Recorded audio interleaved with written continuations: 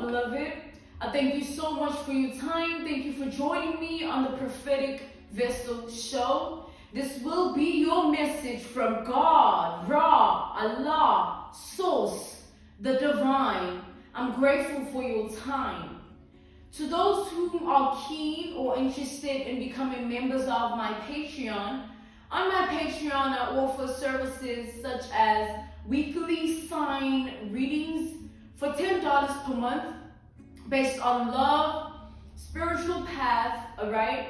And I also offer on my Patreon personal readings for $50 per month to get a personal reading from me every month based on love, spiritual path, as well as career and finances. The link is listed down in my description box below, right? If you want to join, or you can type what is on the screen via Google, and you can search that, and it will also lead you to my Patreon website, all right, where you can sign up. Let us tap in and find out, why were you spiritually led here? What is here for you, beloved? Why did you resonate with the title? And why did your own YouTube algorithm present you with this message? Let us step in and talk to God, okay?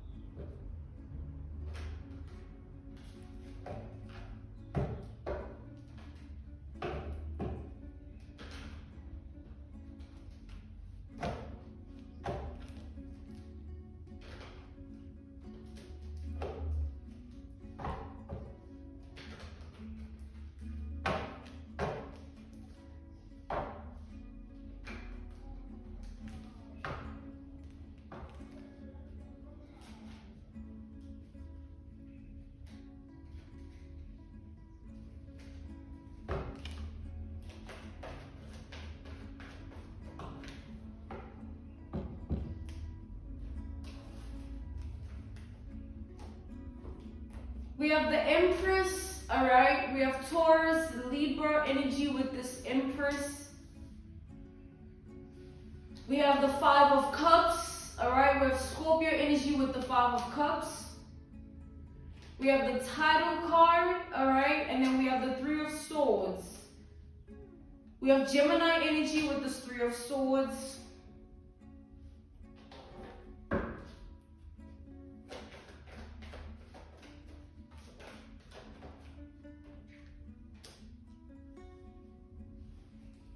We have Capricorn, Virgo energy with this Queen of Pentacles here.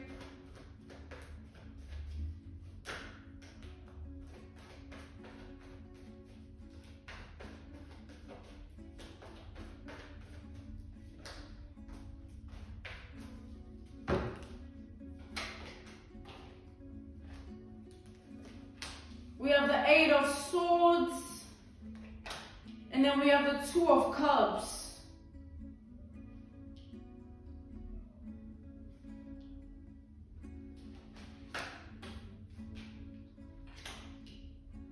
And then we have the Six of Wands here. We have Cancer energy as well as Leo energy. What I'm seeing here is as follows, okay? I'm seeing that there is something that, is destined for you here. A specific position you are meant to be in your life that is very good, okay? Either financially, emotionally, mentally, physically, you are meant to be in a specific position spiritually as well, all right? With this Empress energy, there's a specific position of life that you are meant to be in. And it has everything to do with you breaking some form of a generational curse in your family first, for you to be able to attain that position of life. And I see that with this Empress coming out first, you've already done that. Like, I feel like you're already sitting in this position, and now it's only a matter of like refinement, nurturing, and taking care of that position, all right? I feel like there is something that you are healing from, and that is what is putting you in this position. Like, this position requires you to heal, all right? When you heal, you enable yourself to be in this position. All it needs is for you to heal. Just heal, okay? And once you heal, not only will you be in the position, but you'll be able to enjoy it. Because you know how sometimes we're in certain positions of life and we self-sabotage because we can't accept the good, you know what I'm saying? Or we run away from it, okay? Where we refuse to believe that this is what we deserve. You know what I'm saying? We don't even want to believe that it's for us, or it's us in that position. You don't believe that it's you meant for it. You run away from it in a way that you tell yourself that, nah, it's not gonna happen, or things that are negative to put you in a negative standpoint, where you run from what you are meant for. And self-sabotaging is different, where you have it and you don't do right by it because you're scared that already it's going to run or go, or you just lose sight of the bigger picture of the fact that this is for you and no one else can take it from you unless you decide that, it's not for you. Because I feel like this position is meant to elevate you, evolve you, and ascend you, right? And it's meant to do it from a place of removing you from pain. And I'm getting like significant pain here with this Five of Cups, title card, Three of Swords. This is the type of pain that it takes, years to heal. This is the type of pain that it takes years to release yourself from. And it's that pain where you can sit with it for those years and it just depletes your spirit. So much so that you in the Five of Cups when you're supposed to be in this Empress energy. You can't enjoy it because you're in this Five of Cups, but even if you're in this Empress energy, all you're feeling is this Five of Cups: misery, sadness, loneliness, all right? All these emotions of solitude when there's something that is for you and for you alone here. And no one can take it away from you, all right? And I just heard, not even yourself. You can't take it away from yourself. So what I'm getting with that is that your ancestors are making sure that this game of life, your reality and your world is rigged in your favor. When something is rigged, it's like, no matter what anyone tries to enable the outcome to be, if it's rigged for a specific outcome, that's what it'll be. Regardless if you say you're doing it this way, and this and this, and you do that, and you say this, and if it's meant to go a certain way, that's all that it will ever be. That's all, right? And I'm seeing that here. This position that's meant for you to be in spiritually, emotionally, physically, mentally here, is meant for you and for you alone, so much so that you are rigged in it. You know what I'm saying? No matter what happens or what you do, what you say, what anyone does, what anyone says, it's going to remain yours here. It's like with this title card, even if you have this sadness, right? Or worry or fear, anxiety, and all types of things that pull you back from embracing whatever this is for you, whatever the position resonates to be for your reality, anything that takes you away from it will end up being chased away. Your ancestors will make sure that they work on you and work on your reality to enable you to be in the energy to not lose whatever this is, or lose yourself in whatever this is for you. In a way that you won't run away from it and you won't self-sabotage. Because like with this pain here, with this Three of Swords, it's as if that pain might be what enables you to run away from this position, or self-sabotage the position when, pain is merely a factor of life that we all need to address within ourselves. And once we address it for what it is, we can detach from it in a way that we remove ourselves from it, and it removes itself from us. We no longer feel it, all right? It's like this is a very significant position here. I'm really seeing that this is a position of life that a lot of people dream of achieving or being in. You know what I'm saying? This is something of life that not a lot of people can attain for themselves. And from the outside looking in, someone would be like, nah, you're ungrateful, you still sad, but you have this going on, or you still sad, but you can do this for yourself, all those sort of things. But those people might not understand the value of your pain and what it had put you through internally. You know what I'm saying? Because pain can be physical pain, can be spiritual pain, emotional pain, mental pain, and it can bound us in different ways. And when we are bound to the pain, it takes a lot for us to see past it, all right?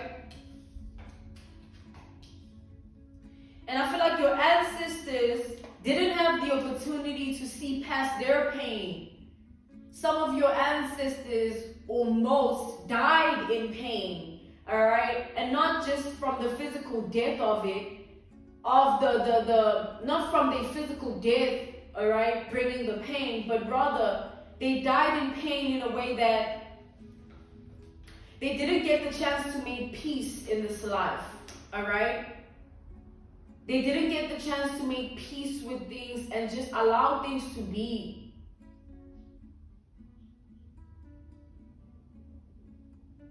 I feel like your ancestors struggled with something here. It's like chronic stress. Chronic is something that can be lifelong or some lifetime. Chronic stress that burdened them for decades. All their life, they were just stressing and worrying and anxiety and all these things. But they don't want the same for you. They don't want you to go through that. They want you to connect with yourself and connect with life in such a way that, you know what I'm saying, you find peace.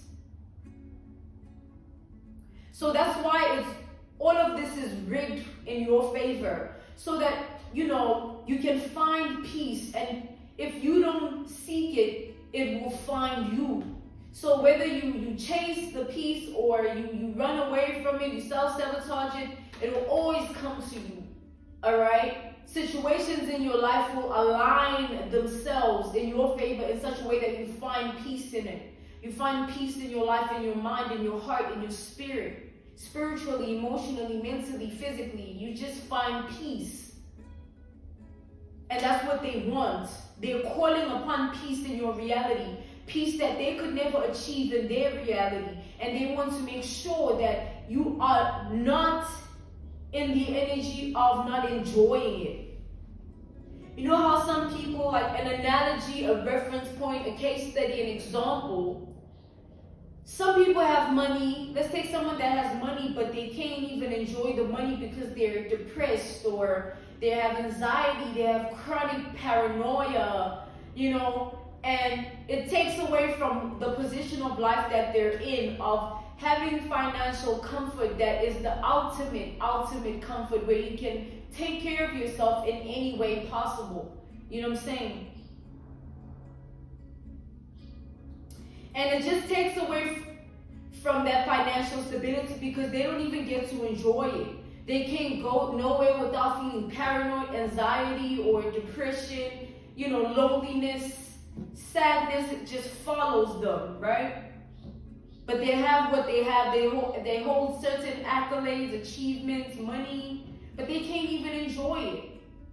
They're in a certain position, spiritually, emotionally, mentally, physically. They can't even enjoy it because they're being followed by this dark cloud of depression, this dark cloud of sadness, this dark cloud that pushes them away from their peace. So your ancestors, coming back to the generalization of this message, your ancestors don't want you to be that type of person where you have something that is to be enjoyed, embraced, and just, you have to let go. You know what I mean? And you can't, because you just keep finding yourself trapped to your pain or pain, all right? It just follows, and it sort of prevents you from being in peace with the position of life you've been placed in by your ancestors here. For any door to open, right? Our ancestry, for any door to open for us as individuals, our ancestry lineage has to be cleared of certain debt. If you want true love, you have to enable yourself to heal in such a way that you know when you're in a karmic relationship, you know that you're not going to tolerate certain behaviors, toxicity, like, so that you can attract and call in what is meant for you. In a way of, you've already worked on yourself enough, and now you know, okay, this is not for me. And now you can call in what is of truth and what will bring you peace. And you've cleared that karmic debt, healing yourself and working on yourself so that you don't find yourself in a cycle of karmic relationships. Never having a breakthrough, never being in a position to just be loved for who you are. It's always like, I love you because of this. To have that unconditional love, you know what I'm saying, means you have to break that karmic cycle within yourself first, so that you can attract it for yourself. Okay?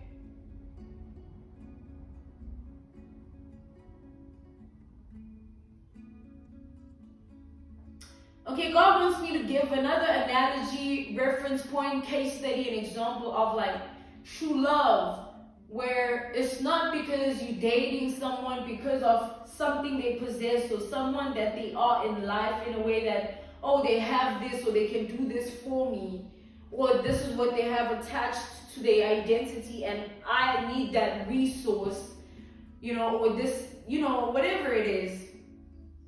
It's conditional at the end of the day, but there's something about true love that is unconditional in such a way that even if you can look crazy and not have anything figured out in just how you look, that person will still look at you as the best thing for them. Not because they love you for what you have, but they love you because of who you are to them and what you mean to them.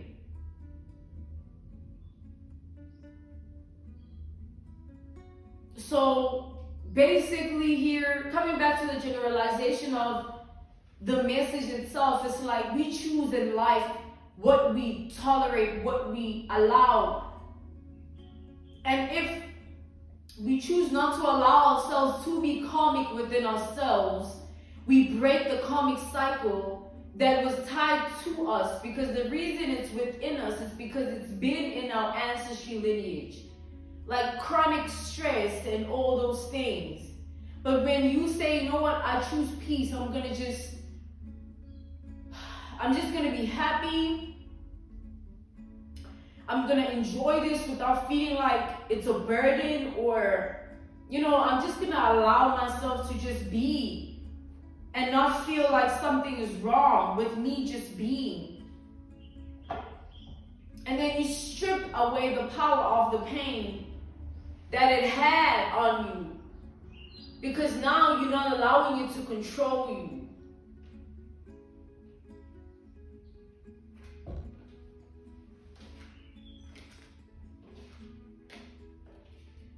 Let's step in further to this energy here.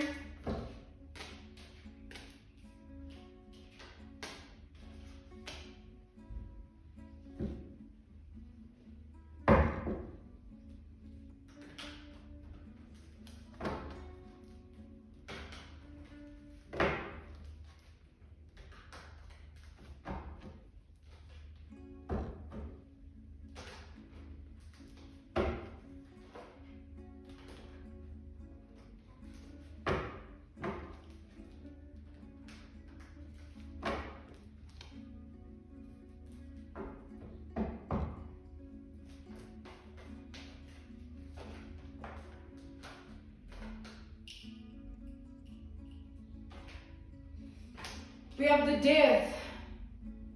You know, it's time that you instill some form of drastic change here that you have to initiate within yourself, where you no longer allow yourself to experience certain things. And that's when you quote in better for yourself, right?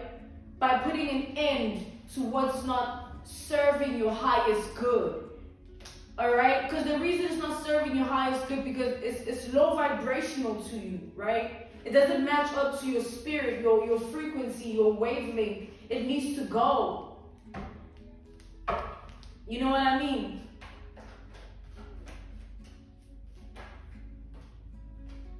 Your ancestors are saying that you don't have to be anyone outside of yourself, right?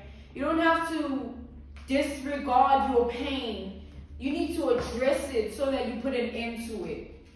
You know what I'm saying? Emotionally, spiritually, mentally, physically, you need to address it for what it is to you so that you may be able to lay it to rest and call judgment on it, all right? And then when you do that, it no longer holds the same weight on your shoulders because you've released it by looking at it and looking at it for what it is.